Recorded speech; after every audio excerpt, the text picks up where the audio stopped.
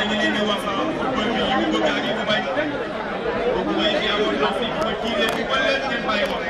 ay leen wax ci te FIFA arbitre central bi soufflé na toujours ballon Marissa jaune mu am kilo yu bleu bu nekk match bu nekk may yu rafet la. waaw souvent doyen doy day wax mayo kuy ëpp moom mooy favori. fi ëpp mooy favori kon dañuy wax bleu jaune.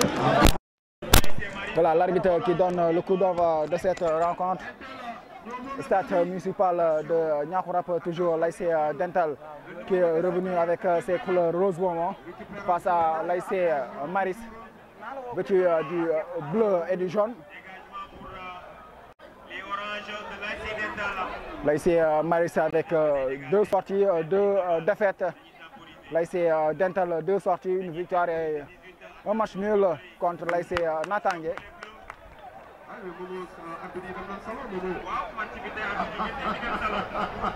Soukra mais Soukra bu Rufisque gàcce galama parce que ki nga xamante ne mooy Diallo tey mooy géré ak trio bi nga xamante ne am na solo. Diallo parce que boo xoolee ak charme bi ñu ko daale da ngay xam ne ñii def nañ formation bu jaar yoon. Attention, c'est parti, le dossard 17, extérieur du pied, le dossard 37, attention dans la surface, ça va être dégagé.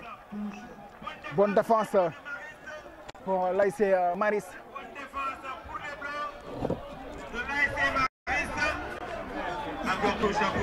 C'est joué jusqu'à le dossard 55 qui va élargir.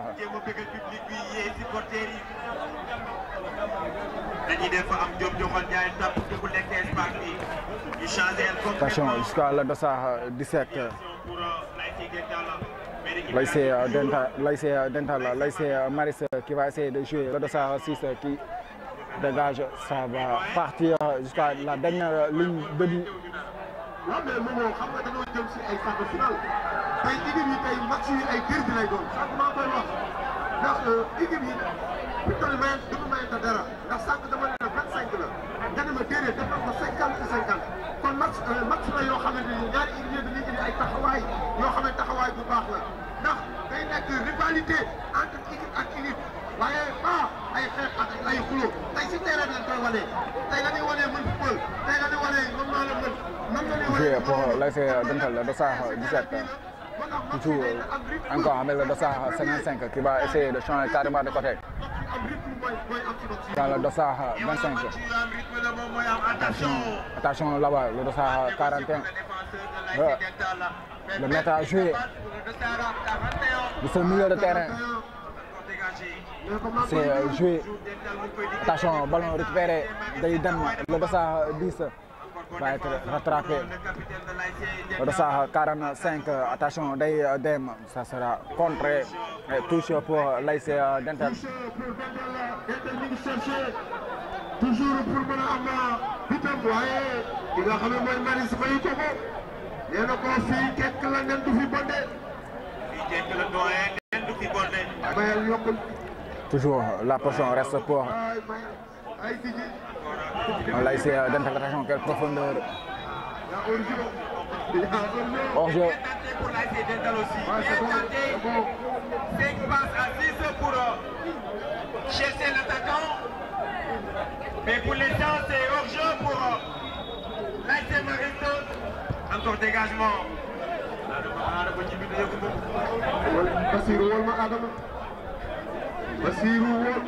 Encore Dental. Soit 41 jusqu'à le dossard 25, toujours avec le dossard 27. Ah, c'est bien joué. Attention, ça va être dégagé. Attention Dental. Le numéro 27, très technique ce gosse. Très technique.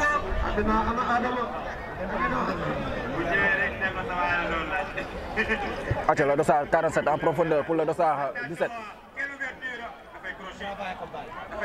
Il va faire ses appuis. Le dossard 45. Toujours avec le dossard 33. Côté de l'ASC Dental, toujours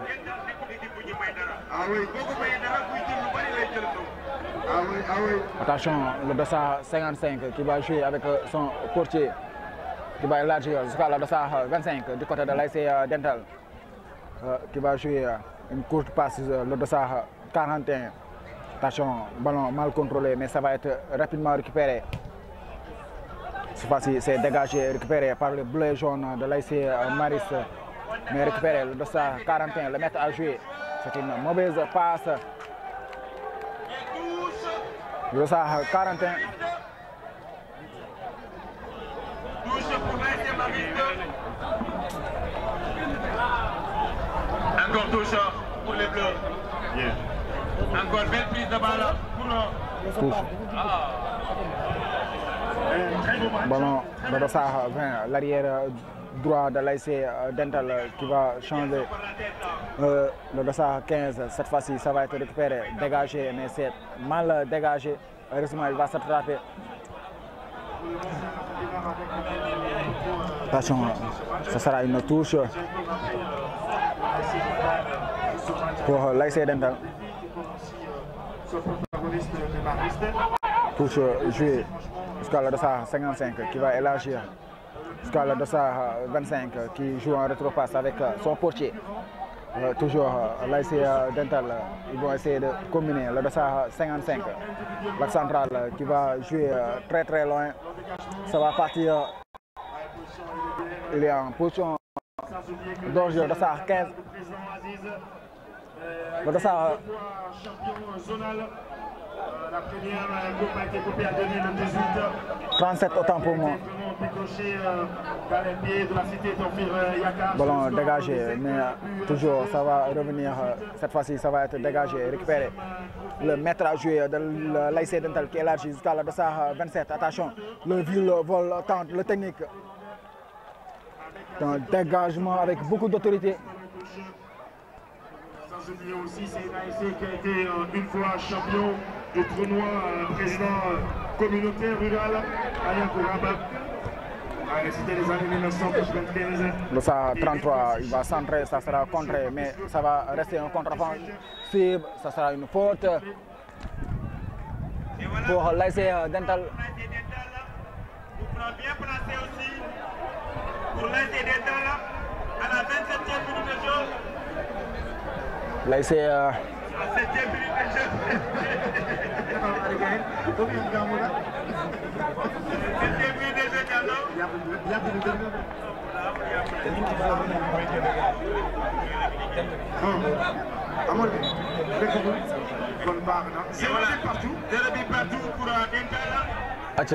C'est parti dans la boîte, ça va être renvoyé, mais pas pour longtemps. Le dossard 27, attention, quel tacle défensif du joueur de l'ASC Maris. Attention, le dossard 17, double contact, il ne passera pas. La position va rester pour les bleus jaunes. Cette fois-ci, ça va sortir.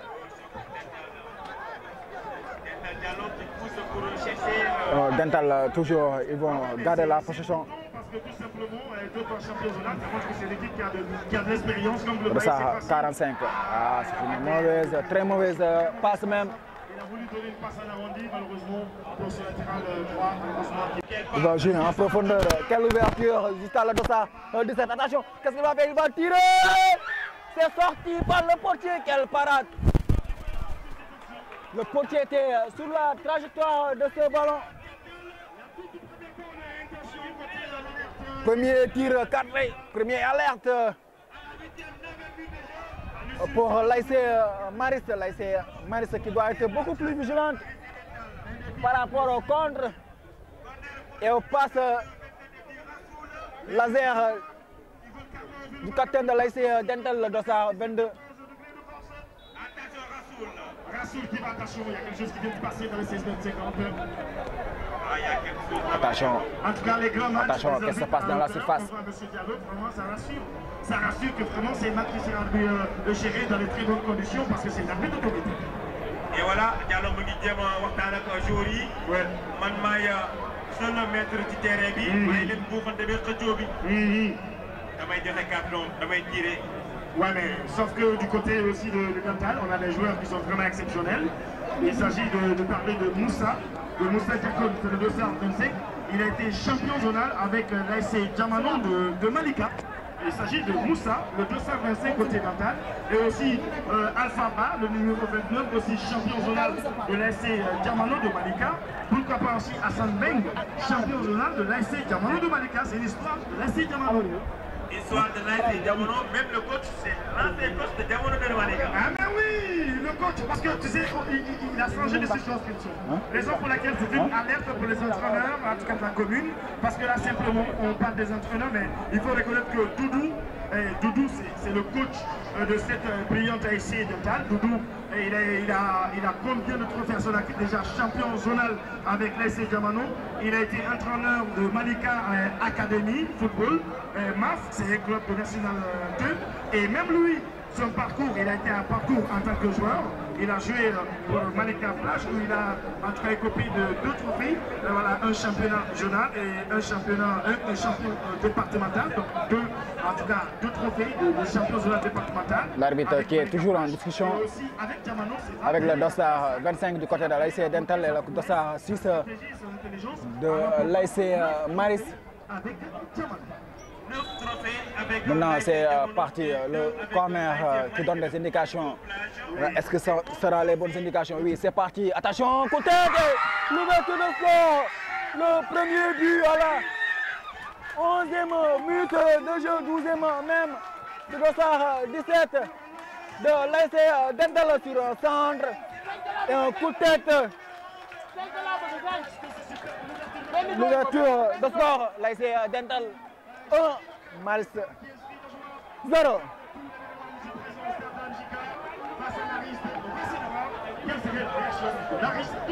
Et voilà le 17h à la 11e minute de jeu. Corner tiré par Rasoul. Mais quel but Diallo! Quel but! Quel coup de tête, quel coup de canon!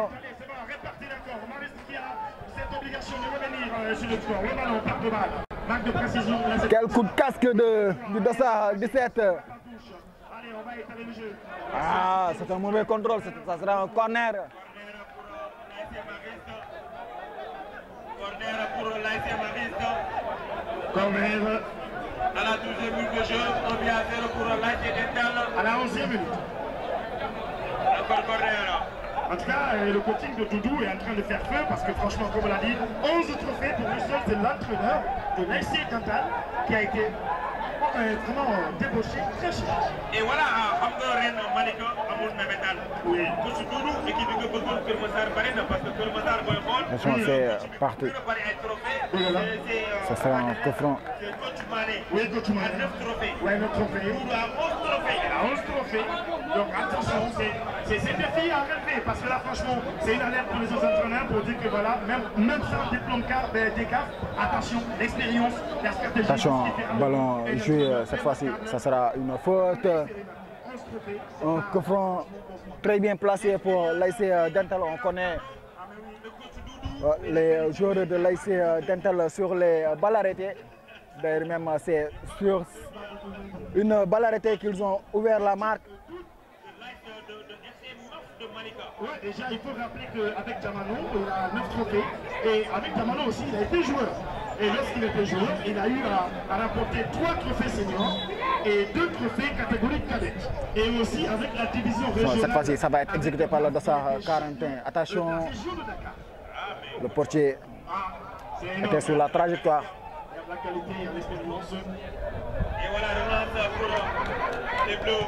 Relance, ballon récupéré, le dossard 22, attention, le dossard 37 qui va jouer avec qui? Avec le dossard 33 qui va centrer sur le portier.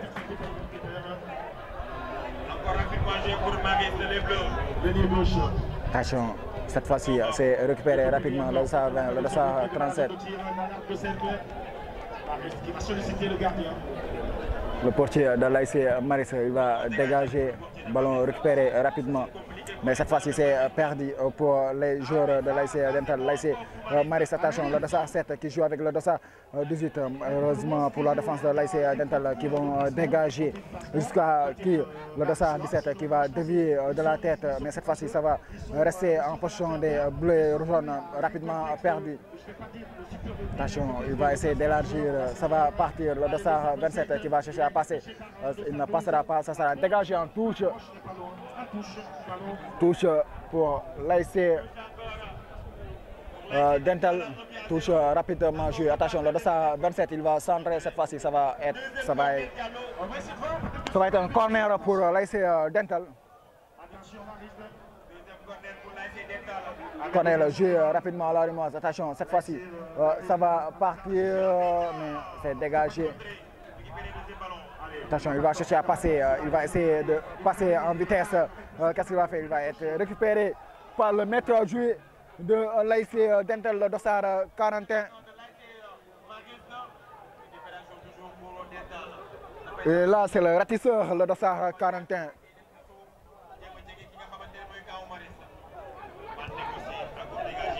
Ballon récupéré par le Dossard 33 de l'ASC Dental qui va chercher à combiner, oui, avec le Dossard 17 qui commune avec le Dossard 33, c'est bien joué.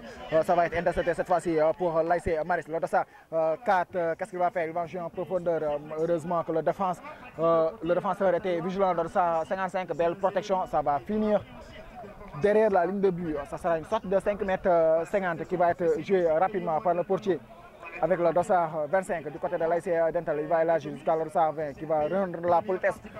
Dossard 25, l'axe central qui va lever la tête et jouer long jusqu'à dans la moitié terrain de l'ASC Maris. Le capitaine, le Dossard 22, le Bernardo Silva, l'homme avec la porte gauche magique, le Dossard 22 de l'ASC Dental. Attention, profondeur jusqu'à le Dossard 17, l'auteur de l'unique but de cette rencontre qui va jouer pour le Dossard 33. Il va centrer, attention, cette fois-ci, c'est mal repris, ça sera une sorte de but. Quelle combinaison! Donc ça veut dire déjà, on a ici deux défaites déjà pour Marist. C'est le troisième match, obligation de gagner ce match maintenant le quatrième.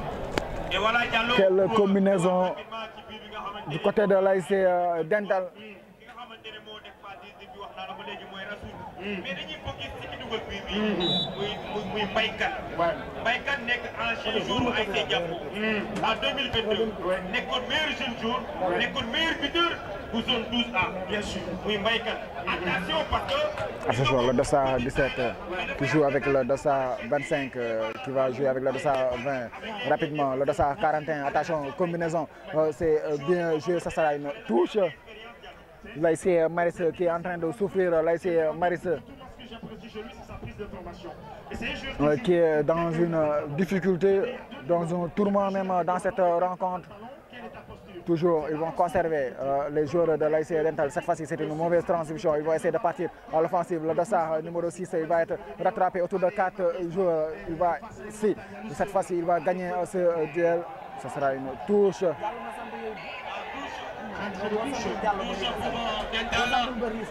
Touche. Mais chaque jour, il y a un manque de présence qui attaque. Oui, il y a un manque de pression, mais aussi il y a un manque de marquage technique. Franchement, comme on le voit, il y a une confusion. Le Dossard 33 qui va essayer de combiner. C'est une très mauvaise transmission. Le Dossard 55 autant pour moi. Il monte ensemble, il descend, il n'y a pas de placement précis, il y a des passes, il n'y a pas de précision, il n'arrive pas à garder le ballon, à retenir le ballon. Touche, ballon joué rapidement.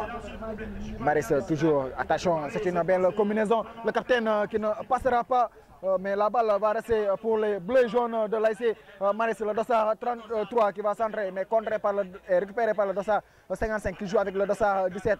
Une touche, il joue avec le Bernardo Silva de l'ASC Dental, mais cette fois-ci il va être rattrapé, mais rapidement récupéré par le Dossard 45 qui va chercher à élargir jusqu'à le Dossard 27. Finalement, il va trouver le Dossard 12 du côté de l'ASC Maris qui va dégager en touche. Rapidement, touche rapidement le Dossard 27. Le Dossard 27 qui essaie de combiner, mais cette fois-ci ça va être perdu, mais rapidement récupéré l'ASC Dental. Attention, ça va être freiné De façon générale, on voit c'est une équipe bien en place avec assez d'exercices techniques. Attention, Même si ça sera... le physique ça manque, mais quand même c'est une équipe qui est vraiment bien en place en exercice technique. Qui est président Tawfekh.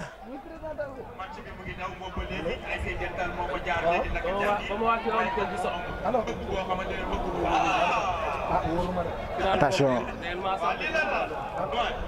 Acha ñoo ngi noonu waa Maris.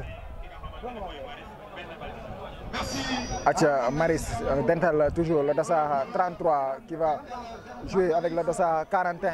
Il ne va pas perdre la balle. Il est toujours attention, toujours ça va sortir.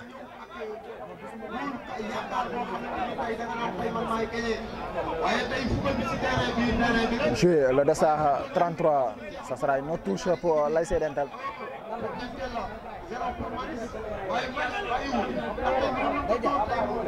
Touche jouée jusqu'à le Dossard 37, il va garder la position, il va protéger son ballon, il va essayer de jouer. Oui, il a trouvé le Dossard 25 qui va jouer élargi jusqu'à le Dossard 20, il va prendre l'information. Le Dossard 27 est parti. Attention aux abords de la surface. Le Dossard 27 en retrait, contré. C'est une sortie de corner. Quelle combinaison, quel changement de rythme.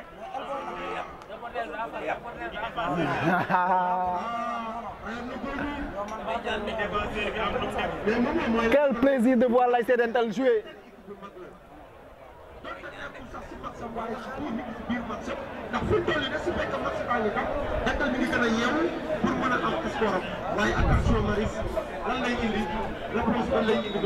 Encore corner. Corner centré encore, ça sera pour qui tête. Ça va rester dans la boîte, ça va être dégagé, mais rapidement récupérer, le mettre à jouer. L'homme a tout faire. Le ratisseur du milieu de terrain de l'ASC Dental, le Dossard 41, qui joue en rétro-passe avec son portier qui va essayer d'élargir jusqu'à le Dossard 20. Cette fois-ci, ça va être intercepté, dégagé en touche.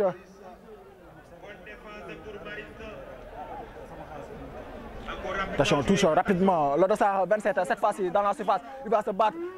L'arbitre qui pense que le tacle est régulier, donc il n'y a rien. Ils vont jouer les jaunes et bleus. Ils vont essayer de partir. Cette fois-ci, c'est une très mauvaise transmission. Touche toujours pour les hommes de Abdaziz Fall, le président de l'ASC Dental. Le Dossard 55 qui joue avec le maître à jouer. Le ratisseur qui joue élargi jusqu'à le Dossard 17 qui va jouer avec le Dossard 37. Il va contrôler, il va tirer, ça passe à côté à quelques centimètres de la cage du portier de l'ASC Maris. Heureusement, quel enchaînement du Dossard 37 de l'ASC Dental.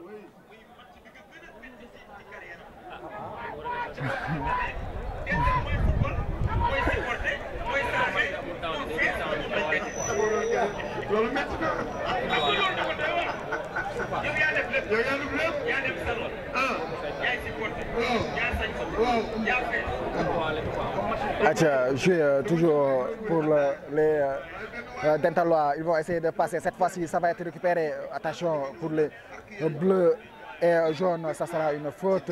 Estime l'arbitre. Oui, c'est une charge irrégulière. waaye mun nekk moo di baax bu baax boo xam ne nee na si loge la toogal waaye daf naa gis wàcc joxoon la xool ma bég naa góor gi bég naa yow wax dëgg yàlla ak Diallo ni ngeen waxtaanee neex na am na solo bu baax ngay nuyu moo di baax di la ñaanal baax a baax jërëjëfati di doxal diggante ñaari équipe yi mais doyen ñoom dañoo baax waaw c'est parti dans la boîte dégagée, mais pas pour longtemps. Ça va revenir dans la défense de l'ASC Dental. Cette fois-ci, le Dossard 41 qui joue avec son portier facilement. Techniquement, il est bon. Il fait toujours des bons choix, le Dossard 41 de l'ASC Dental. Djinelo, c'est le magicien.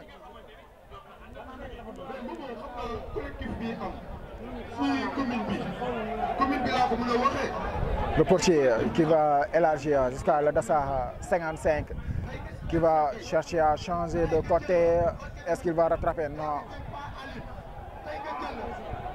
En tout cas, il doit soigner ses passes dans le dossard 55 de l'ASC Dental.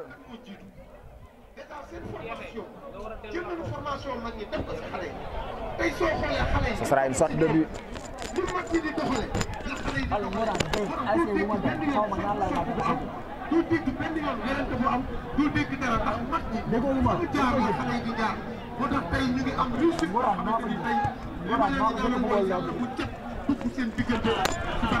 Attention, c'est parti. Attention, l'arbitre qui lève son drapeau, ça c'est une faute de main.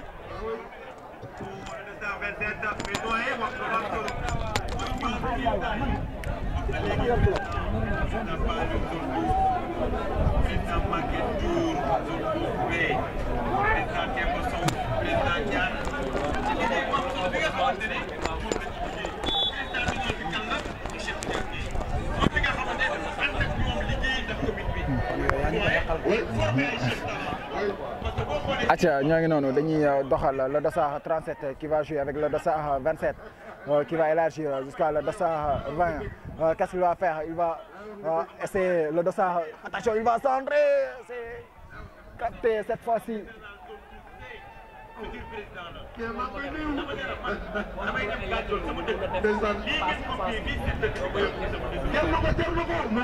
C'est joué, retropasse jusqu'à le portier. Là, c'est Dental qui va prendre tout son temps, qui joue avec le dossard 55, qui va prendre tout son temps, chercher le jeu libre. Oui, il va trouver le dossard 25, son coéquipier, qui joue avec le dossard 41. Il va temporiser et calmer le jeu. Le dossard 41, c'est lui qui dicte le rythme du jeu du côté de l'ASC Dental. Toujours, il va élargir jusqu'à le dossard 25, l'axe central, qui va lever la tête. Il va jouer avec le dossard 20. Oui, le dossard 20. Il va jouer, attention, le dossard 22, le Bernardo Silva de l'ASC Dental. C'est une sortie de touche. Le dossard 27 ne s'est pas concentré sur ce coup. Mais rapidement, attention, le dossard 37 passe au portier. Le dossard 37, crochet, de quoi Andy, de quoi Didi, de tour, de tour, 2-0 pour l'ASC Dental. Deuxième but marqué à la 27e minute de jeu par le dossard 37 sur un crochet. Il a juste assisté le gardien.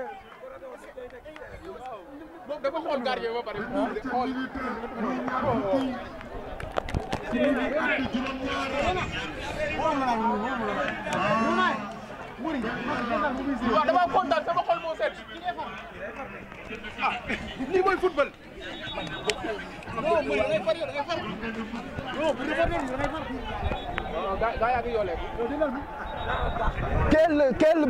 Quel but du dossard 37 sur un crochet.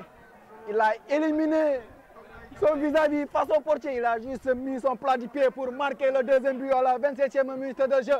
L'ASC Dental 2, Maris 0. ñoo nga noonu di doxal.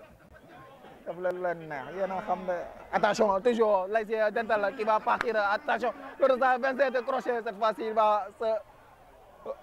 va perdre la balle. Le dossard 27. Attention, toujours le portier de l'ASC Maris. Le dossard 27 toujours. Ah, il doit jouer simple, le dossard 27. C'est une faute sur le dossard 27. Maris ne...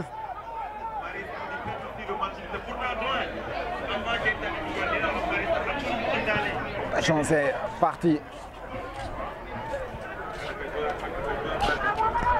Allô?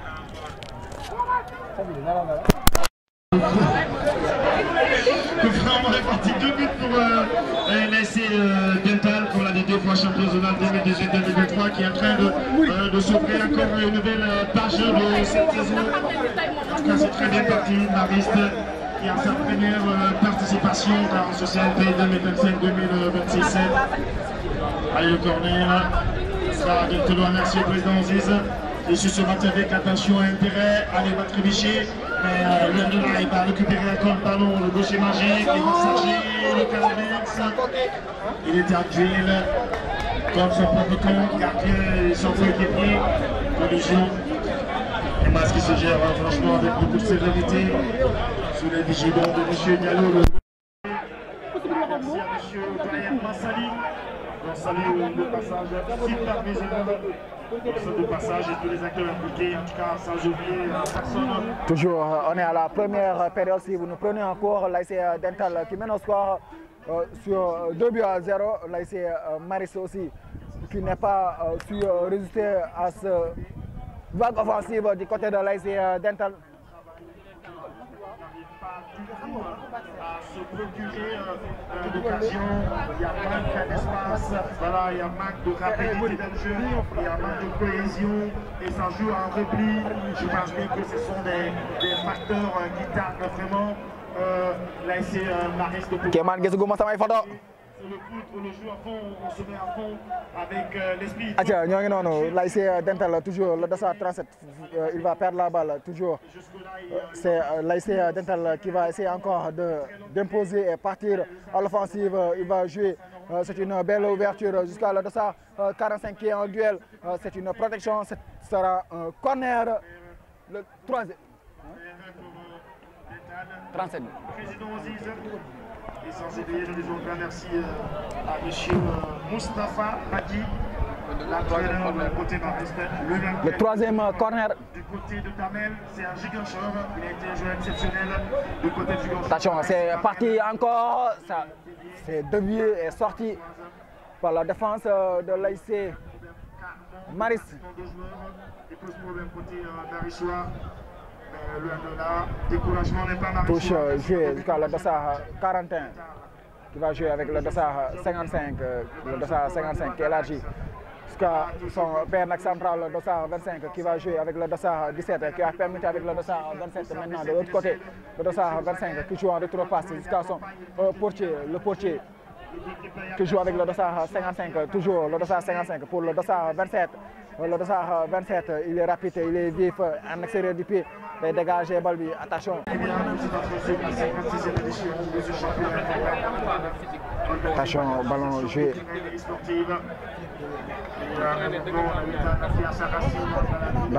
Aux abords de la surface, cette fois-ci, c'est l'ASC Maris qui va essayer de passer cette fois-ci, mais ça va être récupéré rapidement. Ils vont essayer de partir, ça va être intercepté et récupéré pour l'ASC Maris. C'est parti, l'ASC Maris toujours, il va trébucher, il va perdre la balle.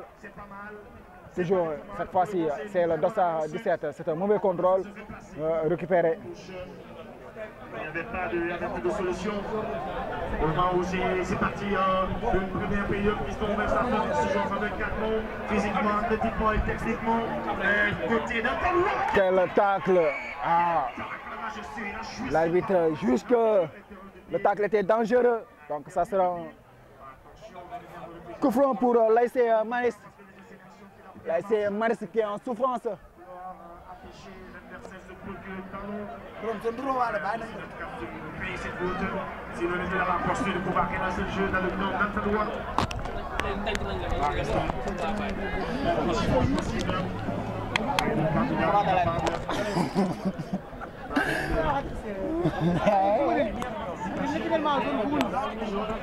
ayca ñoo ngi noonu waa Dental la ngi doxal noonu waa Sanc bi tey dañoo match nul 0-0 dañoo match nul ba pare ñu kii leen ñu kii ko loolu noonu kii loolu noonu loolu kii ayca ñu dem ba tey waa Dental la ñoom ñooy doxal le dossard 27 ils vont essayer de jouer cette fois-ci ça ne va pas sortir attention le dossard 10 coup de foulard da koy ne xaas mu jàll dafa dégager deful dara lu xel lu nangu le dossard 55 qui manque de lucidité et de sérénité dans la défense de l'ASC Dental.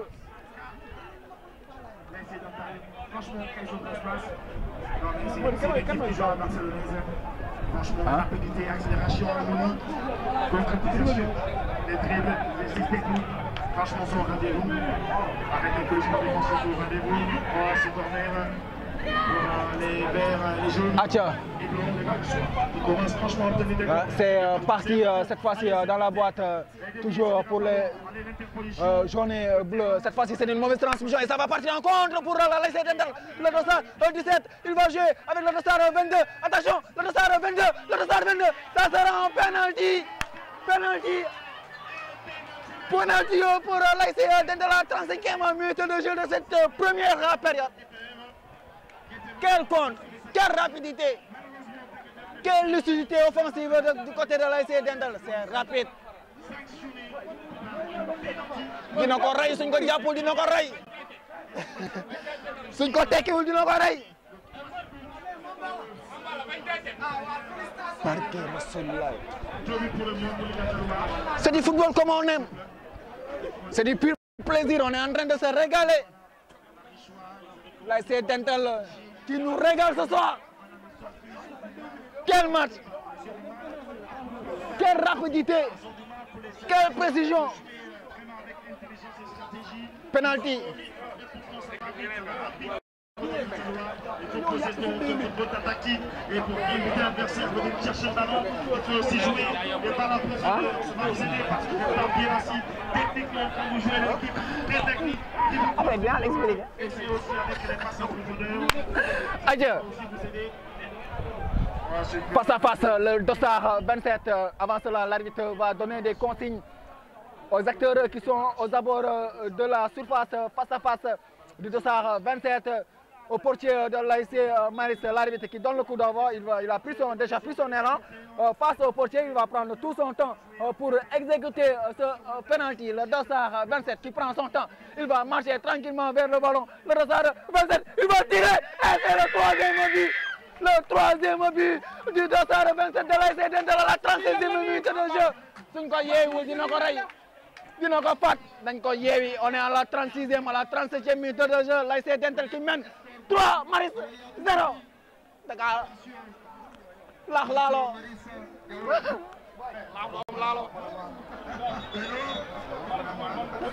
Waa ko tulli la la nii. Suñ ko tekkiwul dina ko rey. Suñ ko tekkiwul dina ko rey. Waa ko tullo añee. Waaye toujours.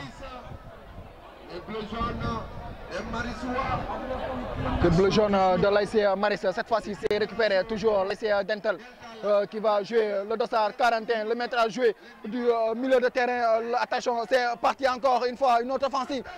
Cette fois-ci le dossard 20 qui va gagner son duel. Oui, il va récupérer la balle, il va jouer avec le Bernardo Silva, le capitaine. Il va essayer de combiner, cette fois-ci c'est récupéré du côté de l'ASC Maris, le dossard 17 qui va essayer de garder la balle. Oui, cette fois-ci, il va essayer de partir offensive pour l'ASC Maris en profondeur. Ça sera pour le portier facilement. Il va laisser la balle filer tout droit derrière la ligne de but.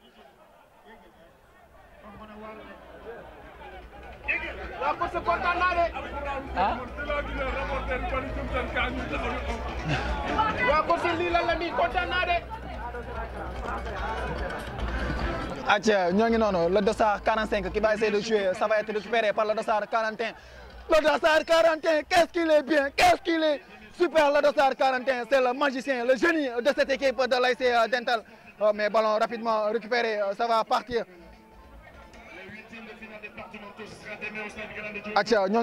Les jaunes et bleus, ils vont partir cette fois-ci, le dossard 18, attention, qu'est-ce qu'il va faire aux abords de la surface? Il va essayer de combiner, non, ça va être récupéré, attention, ça va revenir en ses pieds, il va tirer, c'est contre dans la surface toujours, le dossard 12. Du côté de l'ASC Maris, c'est le dossard 41, c'est lui qui dicte les règles de ce jeu. C'est parti cette fois-ci, le dossard 41, toujours le dossard 41, toujours présent, il est omniprésent dans l'entrejeu du côté de l'ASC Dental, le dossard 41, retenez bien son nom, c'est Ngoran du côté de l'ASC Dental. L'ASC Dental, ils vont récupérer, l'arbitre estime qu'il y avait faute du dossard 37. Le facteur de contrôle pour l'embarquement. Toute la commune dans les couleurs, Chembolo maintenant, vert et blanc, dans les rues, partout, on va chanter Chembolo. C'est une histoire, pas de personne, mais de commune.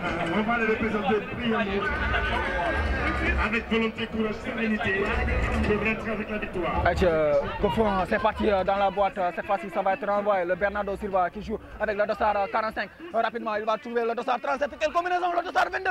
C'était trop profond, leur portier était sur la trajectoire et il va dégager, mais la balle va rester toujours dans la moitié terrain. C'est un mauvais contrôle. Les bleus et jaunes, ils vont essayer de jouer, c'est une touche pour les bleus jaunes de l'ASC Maris. Touche qui va être rapidement joué par le dossard 12 du côté de l'ASC Maris. Ça va jouer le dossard 18 qui va dévier. Attention, le dossard 10 du l'ASC Maris qui va essayer de jouer. Attention, c'est aux abords de la surface. C'est un duel mais remporté, capté par le portier dans l'ASC Dental qui va jouer facilement jusqu'à le dossard 55 droit de la main, jusqu'à le dossard 45 qui joue avec le dossard 41. Le maître à jouer du côté de l'ASC Dental qui est là jusqu'à le dossard 25. Toujours du côté de l'ASC Dental, il va jouer long jusqu'à qui cette fois-ci, ça sera pour le portier de l'ASC Maris. Attention, heureusement, il va se rattraper, le portier de l'ASC Maris.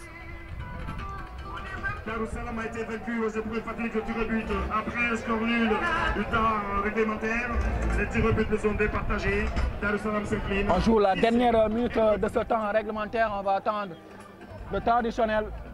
Je pense que ça ne va pas dépasser les 2 minutes. C'est parti du côté de l'ASC Maris toujours. L'ASC Maris toujours. L'ASC Maris encore dans le moitié terrain. Cette fois-ci, ça va être récupéré. Oui, pour attention, quelle déviation. Attention, dans la surface, le dossard 20, le dossard Tagnakawam, le 4e but. Le CSC, le compte son camp, le 4e à la dernière minute de ce temps réglementaire. C'est fini. La messe est dite, c'est fini. Reinago. Le niveau n'est pas le même. Il n'y a pas eu match, il n'y a pas eu d'opposition. Il y a trop d'écart, il n'y a pas eu photo dans cette rencontre de Serigne Amsal.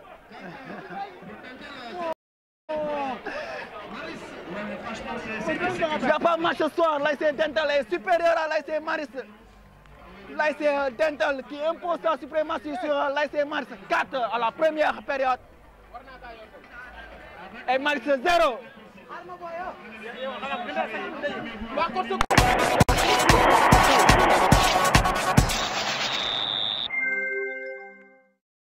Sandré, c'est dégagé. C'est un corner. Corner pour Dental. Dentalois, corner. Corner pour l'ASC Dental. Écart bi mi ngi bëgg a bari. waaye Maris bàyyiwul. mi ngi cherché. Père écart bi bëggul bëri, écart bi daa bëri. Attention, le dossard 17, l'auteur du premier but, il va centrer, ça va passer. Ça sera pour qui cette fois-ci? C'est la défense de l'ASC Maris qui va dégager, mais ça va revenir. Ça sera une touche pour l'ASC Maris. Juge monsieur l'arbitre. Maris waa Maris moomole touche bi. La passion va revenir aux hommes de l'ASC Dental. Ils vont essayer de jouer le portier qui va élargir jusqu'à qui ça va sortir en touche dans le banc des officiels.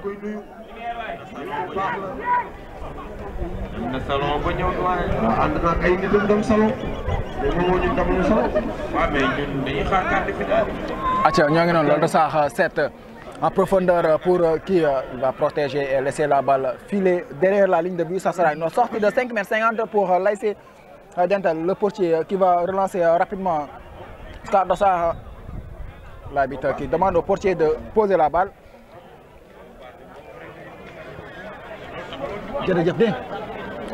Merci. Merci. Chiki bi. Attention, l'ASC Dental, qu'est-ce qu'il va faire? Le dossard 33, il va centrer, ça va être capté facilement par le portier. Cette fois-ci, il a été sur la trajectoire. Wa Medina suba la ñuy joué wa ku bëgg door door ku bëggul door door ku jàpp door door ku jàppul door door wa Maris ñoom ke wa Medina ñoom barke Rasulullah wa Medina suba waaye jomb yeewoo leen ko.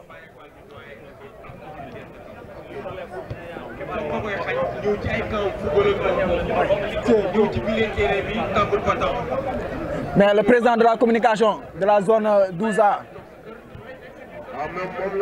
Acha ñoo ngi noonu dañuy doxal les joueurs de l'ASC Dental, le portier qui joue avec le dossard 55 qui va élargir jusqu'à le dossard 33 qui va temporiser et jouer en rétropasse avec le dossard 55 qui va prendre tout son temps et changer de côté. C'est une mauvaise transmission. Il l'a fait 3 fois Amsal sur ces changements de passe.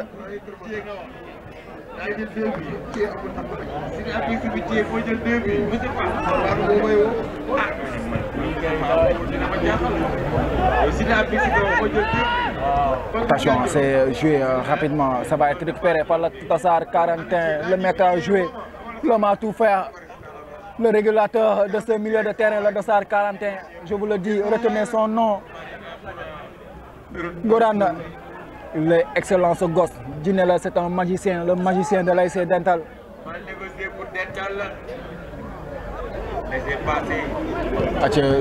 Ça va être contré. Attention dans la surface. Cette fois-ci, ça va être dégagé en touche. Le match qui commence à perdre son rythme. Attention dans la surface, le dossard 45, il sera court sur cette balle.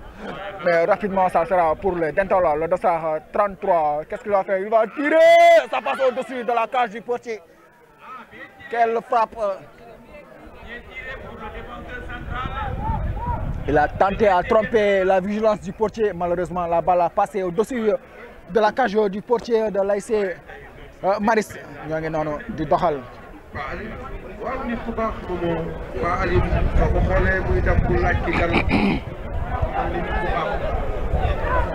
Toujours les Dentalois, ils vont essayer de partir cette fois-ci. C'est le dossard de 27. Il va essayer de changer de côté. Oui, il va finir par trouver le dossard 20. Oh, attention, le dossard 20 aux abords de la surface. Il va centrer. C'était tendu, ça passe au-dessus. Il pouvait mieux faire, hein, le dossard 20. S'il avait attaqué la balle depuis le départ, il allait jouer et entrer dans la surface sans autant qu'il soit inquiété. Le dossard 20 de l'ASC Dental. Je pense que l'ASC Dental commence à lever le pied. Hein. Il commence à carrément lever le pied. Dañoo commencé yërëm waa Maris am waa ñeneen Dental. Le dossard 5, le tout nouveau entrant, qu'est-ce qu'il va faire? Il va chercher à passer. Cette fois-ci, ça va sortir. Touche rapidement, jouer jusqu'à le dossard 25. Qu'est-ce qu'il va faire? Il va jouer avec le dossard 55. Ils vont chercher à élargir jusqu'à qui? C'est une mauvaise passe, hein, le dossard 55. C'est un mauvais dégagement. Ça, il a mal géré ce ballon. Le dossard 55. Je pense qu'actuellement, il est en train de faire des mauvais choix dans ses passes. Le dossard 41, il joue simple, il joue facile. Le dossard 41. Xool ko encore mooy noonu di dawaat. Ñoo ngi noonu toujours le dossard 22, le Bernardo Silva du côté de l'ASC Dental. Ñoo ngi noonu. Le dossard 41 cette fois-ci, le magicien, qu'est-ce qu'il va faire? Il va jouer avec le dossard 17 qui va jouer avec le dossard 25. Toujours, c'est l'ASC Dental. Ouais, mais il faut jouer simple, il faut jouer court.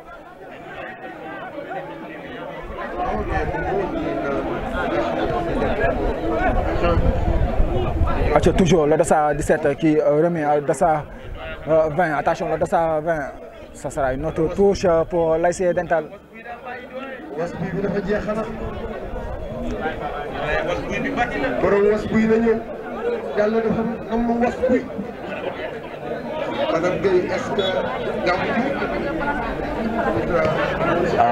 C'est une touche, toujours l'ASC Dental qui cherche à progresser. Mais cette fois-ci, sur des touches, c'est mal exécuté cette fois-ci, estime monsieur l'arbitre.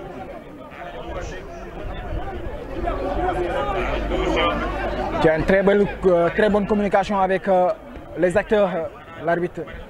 Attention, rapidement récupérer le dossard 37 extérieur pour le dossard 17. Il va passer. Non, ça sera une faute pour l'ASC Dental.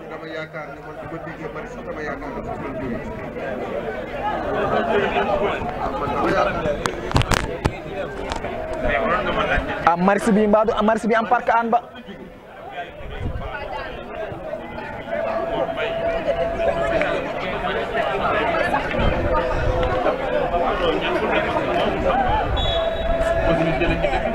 Attention, ballon parti, quelle tête, attention, toujours le 5e but du côté de l'ASC Dental, but marqué par le dossard 55 à la 9e minute de jeu de cette seconde période.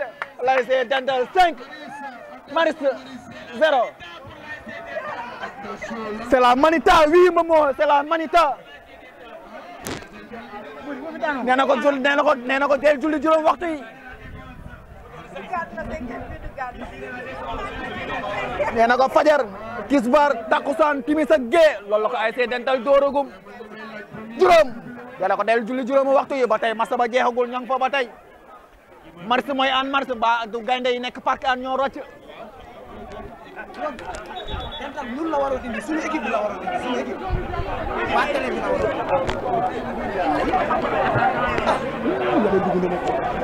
a moo tax seetaanu match maa ngi leen Dental nee na mars del julli waxtu juróomi but marqué à la 9e minute de jeu de cette seconde période, ce qui fait ce qui aggrave la marque à 5, l'ASC Dental 5, l'ASC Maris 0. Parce que déjà le premier match de cette saison pour l'ASC Darol, comment dirais-je, Dental, elle a fait... toujours position pour l'ASC Dental, qui n'est pas rassasié, toujours l'ASC Dental qui garde la balle, l'ASC Dental qui commune. On voit encore Dental qui inscrit, voilà la deuxième fois. Le dossard 45 cette fois-ci en profondeur, il est parti, ah, il a mal contrôlé son ballon, le dossard 17. Deuxième match contre Natanguer. dina ko rey waa zone wax leen ci jàpp leen ci dina ko rey. Donc ça veut dire 3 sorties pour l'ASC Dental, 2 matchs où elle a réussi à marquer 5 buts sur le show et ce match nul. Franchement, c'est une prouesse, c'est des vrais guerriers qui récoltent en tout cas cette ferveur, ce dynamisme. Franchement, ce jeu collectif, ils ont tant travaillé avec des joueurs. Toujours le dossard 41 qui joue avec le dossard 25. Il va repasser par le capitaine, le dossard 22, le Bernardo Silva. Techniquement, il est à l'aise, le dossard 22 de l'ASC Dental qui va jouer avec le dossard 25. Attention, toujours le dossard 22, il va sortir de ce pressing. Le dossard 22 qui joue avec le dossard 20, le dossard 41. Il va rejouer en retropasse avec le dossard 25. Toujours position pour l'ASC Dental. Il va élargir jusqu'à le buteur. Le buteur du 5e but, le dossard 55 qui joue avec le dossard 33, le dossard 41. Quelle combinaison, quelle passe, c'est du foot comme on l'aime. C'est du football champagne, c'est du football plaisir du côté de l'ASC Dental. Toujours le portier qui participe à cette fête, toujours jouer toujours le dossard 45 du côté de l'ASC Dental. Il va jouer avec le dossard 55, l'auteur du 5e but avec le dossard 33 qui va jouer élargi jusqu'à le dossard 41, le mettre à jouer du côté de l'ASC Dental, le dossard 33. Attention en profondeur. Match nul pour l'ASC Dental depuis le début de ce CNP et ce match nul contre Natanguer, un match qui n'a pas été... Double changement à venir du côté de l'ASC Dental. Triple changement à venir même. Attention, cette fois-ci, c'est récupéré pour les bleus et jaunes. Cette fois-ci, non, ça va être récupéré rapidement. Le dossard 17, il va temporiser, jouer avec son capitaine. Est-ce qu'il va perdre la balle? Non, il va récupérer la faute. Le Bernardo Silva de l'ASC Dental. Le dossard 22. Participation pour les pouleurs de M. Moussa dans le soir. Le matin, 4 heures, il fait jouer du côté de l'ASC Dental. C'est l'équipe de GHO. C'est là qu'il y a de l'espace. Avec rapidité de collection. Voilà, il va commencer les activités dans le soir. Voilà, c'est juste franchement, c'est une rencontre inimaginable. Qui on a droit? Moi, 43, moi 43. Hein? Changement, le dossard 22, le capitaine, le Bernardo Silva. Avec son gaucher magique. Le dossard 37 va céder sa place au dossard 44.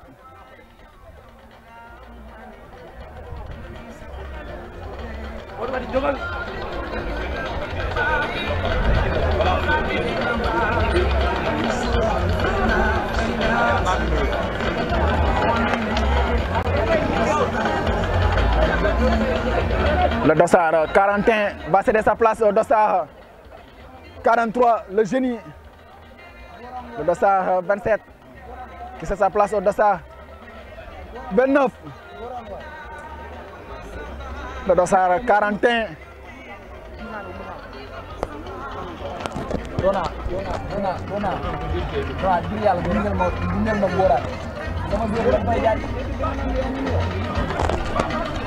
Le dossard 41. Le maître a joué. L'homme a tout fait. Le dossard 41, c'est le génie de ce milieu de terrain. Le ratisseur de ce milieu de terrain, le dossard 41, retenez son nom, je vous l'ai dit et je vous l'ai redit, je vais vous le redire encore une fois, le dossard 41, il se nomme tout simplement Goran. C'est l'homme à tout faire dans ce milieu de terrain de l'ASC Dental. Il est l'un des meilleurs joueurs, s'il n'est pas le meilleur de cette équipe. Goran de cette zone 12C. Zone 12A autant pour moi. Merci. Et si vous me le permettez, même je peux dire qu'il est le meilleur joueur dans toutes les 4 zones combinées. Goran avec son dossard 41. Du côté de l'ASC Dental. Attention, toujours. Le dossard 20 qui joue avec le dossard 25 qui va élargir jusqu'à le dossard 55 qui joue avec le dossard 45 facilement. Attention, c'est une mauvaise transmission, c'est une mauvaise passe. Heureusement, il s'est rattrapé. Maintenant, c'est le dossard 45 qui va s'en charger. Ce sera une faute sur le dossard 45 de l'ASC Dental. Heureusement pour la défense de l'ASC Dental. Le programme, faut décocher. Faut décocher.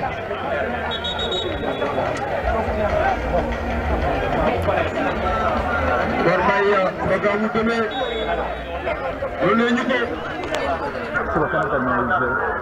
L'air du Medina, première heure. Medina Yon.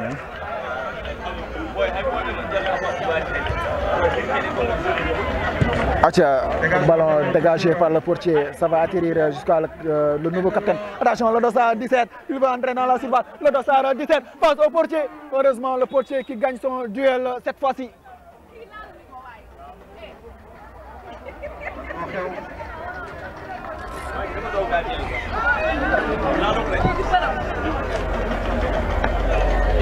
Et voilà, merci beaucoup. Le dossard 17. Il y a eu un choc avec le portier. Samedi 9 septembre, vous serez Lyon-Nuit, Médina jusqu'à 14h30, Darussalam, Natangé, 16h30, Djibo, Bergui, 18h30. Je me réponds contre la zone 12A, la 8e journée. Voilà, juste pour vous rappeler les rencontres qui se sont déroulées ici. Aujourd'hui, l'ASC Diapo qui a pris le dessus sur le derby qui lui opposait à l'ASC Sokabek sur la marque de 2 buts à 0. Toujours muy jaune 12A, pas à l'une. En tout cas, frère Rakam Haritam, Mar Baye, muy journée suba bu nar a am solo. Na ko ñëpp bàyyi xel am ni journée la boo xamante ni lépp di leere muy ay qualification yoo xamante ni am na solo kon merci Diallo merci Momo bu delluwaat ci match bi. Volume 5 buts. Donc juste l'ASC Sanchibi aussi qui s'est neutralisé avec l'ASC Bokodiom 0 but partout. Et des faits de jeu. Je vais laisser Serigne Amsal commenter ces faits de jeu. Donc ku si bëgg a xam dara lan moo xew si diggante ASC Sanchibi ak ASC Bokodiom nga dem gaaw ko ji Serigne Am Sall tey compte ci comptam TikTok Am Sall. L'ASC Dental est en train de malmener l'ASC Maris actuellement. 5 buts à 0. On joue la 20e minute de jeu. Très forte intensité qu'il a réussi à gérer avec diplomatie et le strict respect de l'ordre du jeu. Il fallait partir avec ce ballon. C'est parti cette fois-ci dans la moitié de terrain de l'ASC Dental, mais ça va être récupéré. Attention, l'ASC Dental toujours le dossard 29 qui va jouer jusqu'à le dossard 20 qui combine avec le dossard 17 qui est dans la politesse. Mais cette fois-ci ça va être contré et ça sera une sortie de touche. 20. 19h54 ici, ça Belgique. 20. On voit le pressing côté Marissois qui sortent carrément dans leur zone de confort. Et c'est franchement de jouer à la fin de l'exploit des téléspectateurs. Le dossard 29, attention. Même si c'est la première participation, on peut aussi ouvrir une nouvelle page de l'histoire. C'est joué. De finition et de répétition côté Marissois. Le pressing. Ça commence à jouer. L'ASC Dental qui combine toujours, l'ASC Dental qui garde ce ballon, qui fait courir les joueurs de l'ASC Maris. Voilà, ça commence à faire des balles de temps à autre côté Dentalois. Avec ce pressing, ils ont compris, il ne faut pas les attaquer. Allez, on va les presser, on va les attaquer. Toujours l'ASC Dental, le dossard 25 qui joue avec le dossard 20, le dossard 20 qui va temporiser. Le dossard 20 qui joue avec le dossard 40 qui va essayer de se mettre face au jeu. Oui, il va récupérer la faute.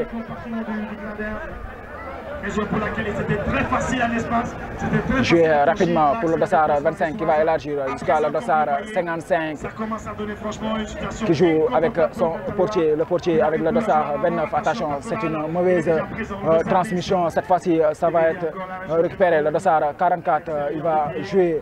Ça va être une sortie. Ça commence à inquiéter avec beaucoup de continuité dans ses actions.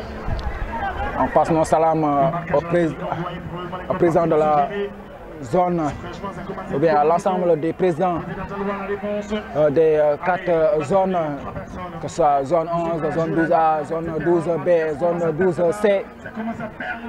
Du côté de l'ASC Dental, ils vont partir. Attention, le dossard 40 face au portier. Le dossard 40, qu'est-ce qu'il va faire? Il va tirer! Et le 6e but!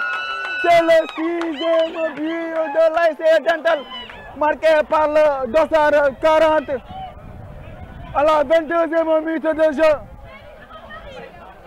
6 buts, il part chercher la balle dans les filets pour le poser sur le rond central. Cela veut dire qu'ils ne sont pas encore rassasiés, les joueurs de l'ASC Dental.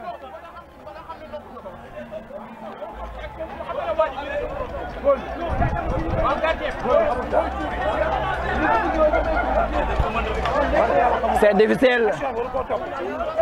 C'est difficile pour les joueurs de l'ASC Maris. Ça, je le sais. Parce que franchement, c'est des bâtons. Même si c'est 10 buts à 0. Attention, toujours l'ASC Dental. On vous encourage. Franchement, surtout le code 5 buts à 0. En tout cas, 6.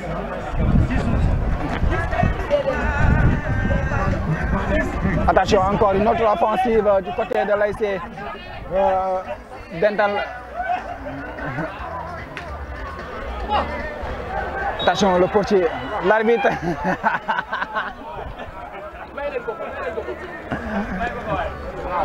Désespoir n'est pas marissois. Pas de mission impossible, mais le candidat est capable. Les gars, on joue le match jusqu'à la dernière seconde. Tant que M. Gallo n'a pas sifflé le coup de sifflet final. Toujours Maris. ñoo ngi noonu bàyyi leen message yi ngeen may envoyé.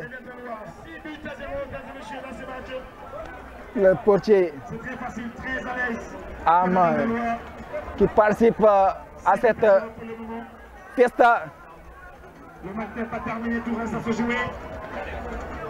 Le ballon en profondeur. Attention, c'est parti encore. Le capitaine, il va imposer sa puissance. Le capitaine, attention, attention. Oh, cette fois-ci, ça sera dégagé en corner. Quelle puissance! Alou door na ko bal bi moom bu muy wàcc la bal bi yegg si mu door na ko attention ballon joué rapidement. Ça va partir du côté de l'ASC Mariste. Attention. Qu'est-ce que...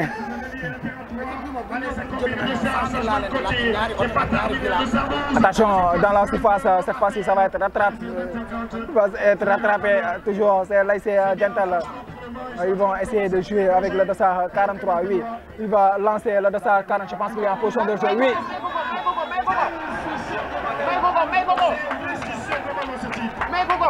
Si, ça existe, ça existe. Il était... Non, non, il était en position de jeu. C'est un tir en force, ce capitaine d'Antelois. Attention, maintenant, l'ASC Mariste qui va chercher à sauver l'honneur dans cette rencontre. L'ASC Mariste. Capitaine emblématique d'Antelois. Le 43. Ça va repartir. Attention. Le coulissement défensif. L'ASC Dental, il va lancer le dossard 17. Oui, il va contrôler la balle, le dossard 17, il va partir. Le dossard 17, il va centrer. Ça sera pour qui? Attention! Attention, ça passe à côté!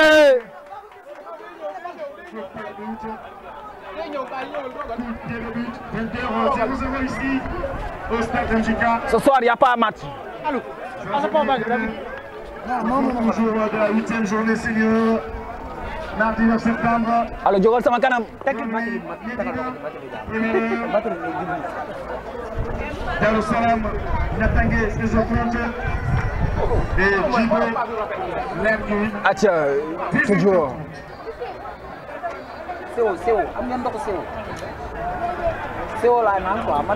Attention, ballon récupéré, mais rapidement repris par les joueurs de l'ASC Dental. Ils vont prendre tout leur temps pour faire sortir proprement. Oui, ça va partir. Attention, Daidem, attention, qu'est-ce qu'il va faire? Oui, il va passer. Attention, il va passer encore. Et cette fois-ci, non, il va être rattrapé. Pour Dental. Le Sahara. 6 à 0. 6. Oh! Ah, sama waay ñëw na. Ousseynou maa ngi lay nuyu. Corner pour l'ASC Dental, toujours. C'est parti dans la boîte. Ça sera une faute. Estime, monsieur l'arbitre.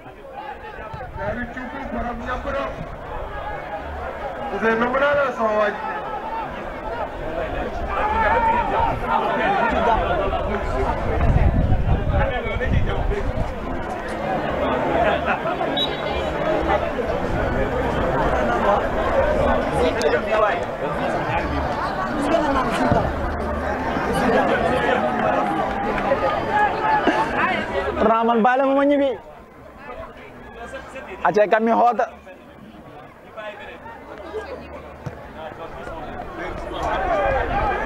Attention. Attention. Attention, attention, heureusement le portier.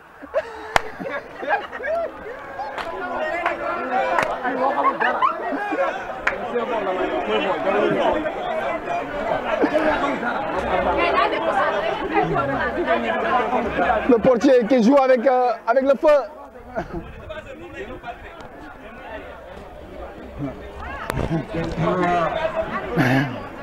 Le Mounana Bari. Attention.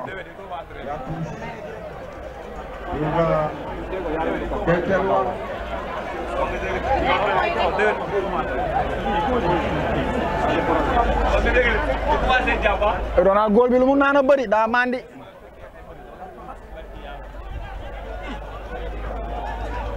Atia toujours il va continuer à combiner. Ñoo ngi noonu. Le dossard 17.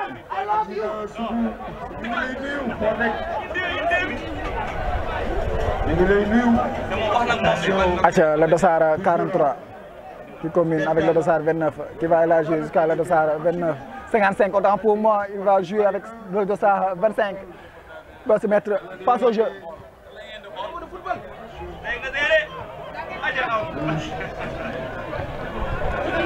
touche pour Dental-Lois. Attention, c'est parti dans la surface. Le dossard 40. Oh, le 7e but. Quel coup de talon! Quelle puissance! Le 7e. waa ji door na ko lundi ba dimanche. Door na ko lundi ba dimanche. Door na ko lundi ba dimanche. 7 la ko door. 7e but. But marqué à la 22e minute de jeu de cette seconde période. À 11 minutes de la fin de cette rencontre. L'ASC Dental 7. Maris 0. Wow.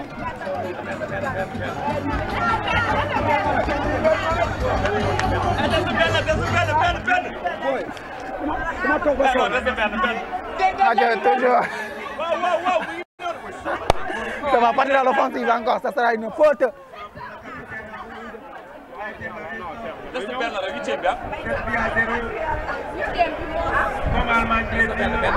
Non, benn moo des yow waxoon nga benn moom newoon na 6 ma ne ko non may ñu benn.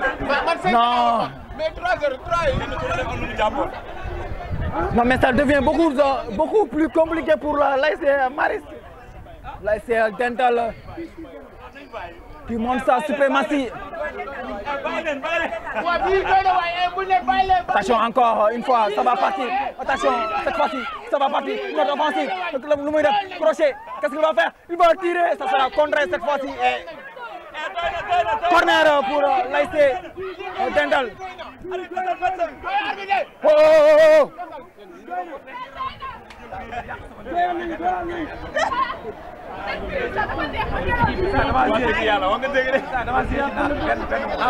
Attention, le dossard 45, il va essayer de s'infiltrer dans la surface, il va être rattrapé. C'est l'ASC Maris qui va chercher à sauver l'honneur. C'est une mauvaise transmission récupérée par le dossard 25, toujours pour l'ASC Dental qui vont essayer de combiner jusqu'à dossard numéro 28. Il va jouer avec le dossard 43. Le dossard 43, il va chercher un joueur libre, il va temporiser. D'accord, Lalo, Moudjel, Toko Kovra, Barké Rasoulaye. Le dossard 43, toujours qui joue avec le dossard 45, il va essayer de passer. Oui, il va passer le dossard 20 cette fois-ci. Il a joué sans ballon cette fois-ci. C'était subtil, mais la balle a franchi la ligne de touche pour les Maristois. Le dossard 43, il va jouer avec le dossard 45 en trop passe avec le dossard 25 du côté de l'ASC Dental. Il va élargir jusqu'à le dossard 55 qui prend tout son temps pour jouer avec le dossard 29 qui lui rend la politesse. Le dossard 55 qui joue en rétro-passe. Ce sera son portier qui va participer à cette fête de combinaison de passes. Oui, il va continuer à jouer. Ça sera une faute. Estime, monsieur l'arbitre, mais pour moi, il pouvait laisser le jeu poursuivre son cours. Toujours l'ASC Dental, le dossard 20, il va prendre tout son temps, temporiser, passer par le capitaine, le double buteur, le capitaine, toujours, il va imposer sa puissance, il va chercher à passer. Le dossard 20, il va élargir, ça va passer, oui, ça va passer. Est-ce qu'il va rattraper la balle? Oui, cette fois-ci. Il va rattraper la balle, passement de jambe aux abords de la surface, dans la surface. Qu'est-ce qu'il va faire avec le dossard 44? Il a mélangé les pinceaux. Le dossard 29, toujours la portion va rester pour l'ASC Dental. Le dossard 29, il va combiner avec le dossard 47. Il va essayer de jouer. Oui, c'est une mauvaise transmission jusqu'à le dossard 12 du côté. Touche pour l'ASC Dental. Les joueurs de l'ASC Maris, ils sont à la rue actuellement. Le dossard 40, qu'est-ce qu'il va faire? Le crochet, il va... Non, il a été trop gourmand sur ce coup. Le dossard 40 de l'ASC Dental, il pouvait centrer la première intention.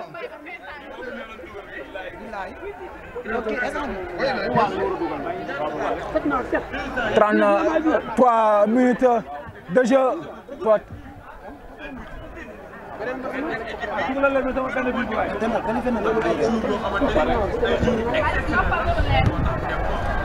Attention Dental, attention ki nga xamante ne mooy Maris. L'ASC Maris qui va jouer le dossard 4, il va essayer d'alerter son attaquant. Il va trouver le portier de l'ASC Dental.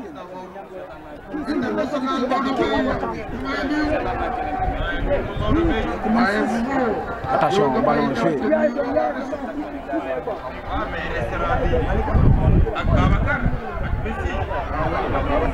Attention, jouer le Dossard 25 qui joue avec son portier. Il va jouer avec le Dossard 55 qui va élargir jusqu'à le Dossard 43. Qu'est-ce qu'il va faire? C'est le Dossard 33. Attention, il va changer carrément de côté jusqu'à le Dossard 43. Cette fois-ci, attention, avec le portier. Il va protéger son ballon.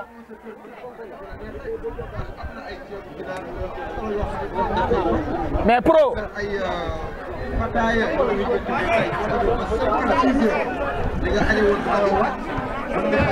Atia, ñoo ngi noonu.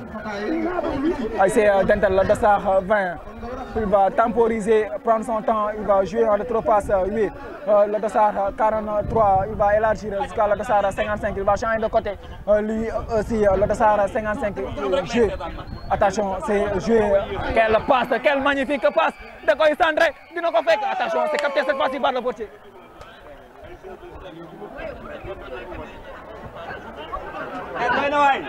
Donc, ça sera une faute. On va s'en profiter aussi pour saluer, passer nos salams au président de l'AIC Niaga Peul, M. Ibrahima Sow, le président de Niaga Peul, un homme social qui œuvre toujours pour la bonne vie de ses concitoyens dans la commune aussi.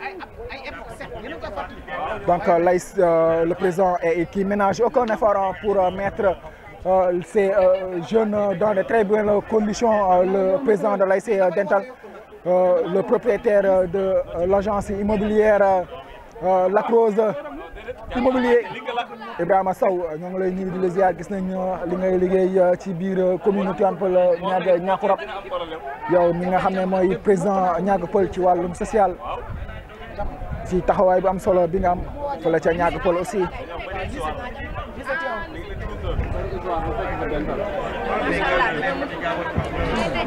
alors li nga wax yow moo ngi si micro bi yaa fi fàttali lu ma doon fàttali.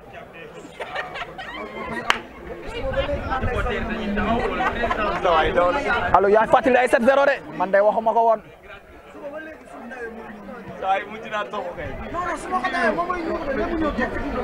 acca ñoo ngi noonu. toujours ñoo ngi noonu dañuy doxal waa Dental. da koy téye acca dañuy doxal le Dossard 40 de l'AIC Dental, auteur du doublé. Il va changer carrément de côté jusqu'à le Dossard 20, l'arrière droit. Il va centrer. Ça va être capté par le portier.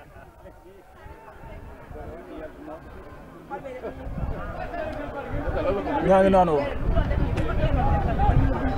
Atia. Le Dossard 43. Il va jouer. Cette fois-ci, ça va partir. Attention, le Mouidef. Attention, le 8e. C'est contré cette fois-ci. Toujours, c'est parti. Quelle parade du portier. Ça va revenir. Le portier qui met ce ballon sur le poteau. Heureusement pour lui. Il a suivi le portier de l'AIC Maris.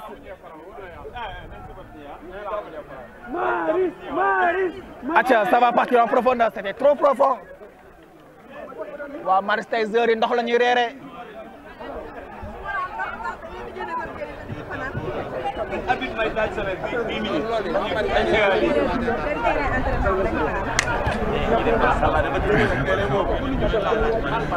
Atia, le Dossard 55 du côté de l'AIC Dental ñoo ngi noonu dañuy doxal ba tey. Atia, ñoo ngi noonu dañuy doxal. Attention, lu muy def. Il va jouer avec le Dossard 20. Il va entrer dans la surface, oui. Le Dossard 20. Qu'est-ce qu'il va faire? Il va centrer. Ça sera pour qui? Pour... Ah! Attention, il est au sol. Il va se relever. Il va se relever. Ah, da ngaa bëgg ñu nopp. Da ngaa bëgg ñu nopp. Da ngaa bëgg ñu nopp.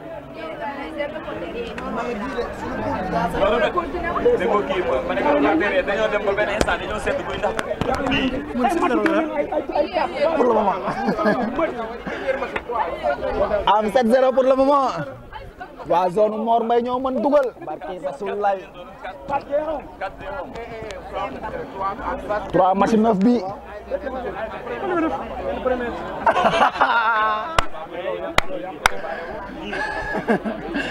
Hey, am jox na ma ne si set yi de.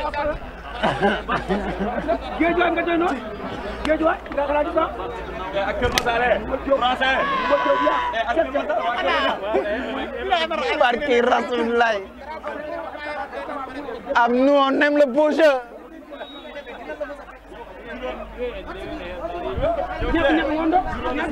Am tey depuis film ñu ñoo ko def 7-0 il faut ñu wax ci.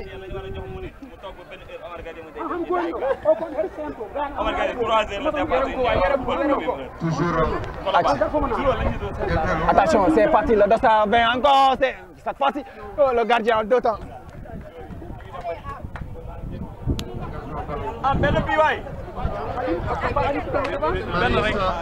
Waay yërmande waay. dañoo parier ci naar bi il faut ñu am benn bi.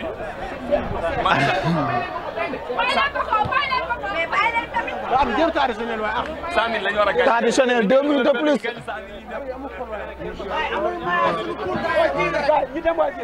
Ah, oto bi ñëw na. 2 minutes de plus. Attention. Darou Salam qui va jouer son dernier match demain contre l'ASC Natangué.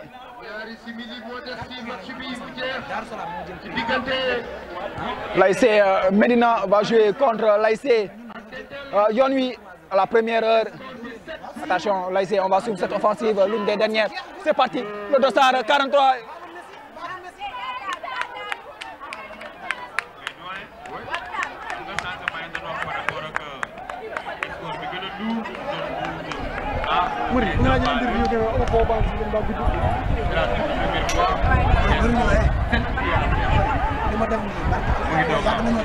Ah oui. Atia, ñoo ngi noonu. Atia, ñoo ngi noonu dañuy doxal ñoom waa ASC Dental ils vont essayer de combiner l'une des dernières offensives. Attention, c'est parti. Cette fois-ci, qu'est-ce qu'il va faire? Il va essayer d'entrer dans la surface. Ça va être dégagé ensuite. C'est la toute fois d'espoir, mais quand même, ce qui reste à savoir, on a été vraiment, comme vous le voyez, sur l'esprit fair play. Les supporters marissois qui passent à l'encourageant. Je pense que c'est fini. Franchement, les supporters et voilà, marissois, c'est montre insuffisance que le football, c'est un sport inefficace. C'est parce qu'on a perdu. C'est pas le but qui compte. C'est fini. C'est cette fraternité, c'est cette amitié, cette compréhension Pratiquement. Que ce sport apporte pour nous, qui est le plus intéressant. L'ASC Dental qui sont là à applaudir. Qui bat l'ASC Maris sur le score de 7-0. Même si l'arbitre n'a pas donné le coup de sifflet final. Mais c'est fini ici. C'est fini pour l'ASC Maris dans cette compétition. Merci Diallo lii image bu rafet la lii la ñu soxla si supporters yi si xale yi lii lañ soxla ndax tey soo xoolee waa Maris ñi nga xam ne ñu ngi dem waa Dental supporters yi ñu ngi leen di tàccu di leen encouragé loolu nekk na image boo xam ne dafa am ndax lii mooy sport lii la ñu soxla sport bu xuloo bu xeex bu gaañante lii mooy sport yow seetaan ñu gagné la wala nga gagné lépp. Attention, c'est parti, le Dossard 20. Attention, attention, le Dossard 20, il va tirer, c'est contré. C'est fini, l'arbitre qui donne le coup de sifflet final de cette rencontre. L'ASC Dental qui bat l'ASC Maris sur le score de 7-0. L'ASC Maris pratiquement a déjà pris tout ce qu'il avait dans cette compétition. L'ASC Maris est éliminé sur 3 rencontres. 3 défaites et sur cette lourde défaite de 7-0 pour l'ASC Dental, 4 à la première période et 3 à la seconde période. On se donne rendez-vous demain, Inch'Allah, pour la zone 12A.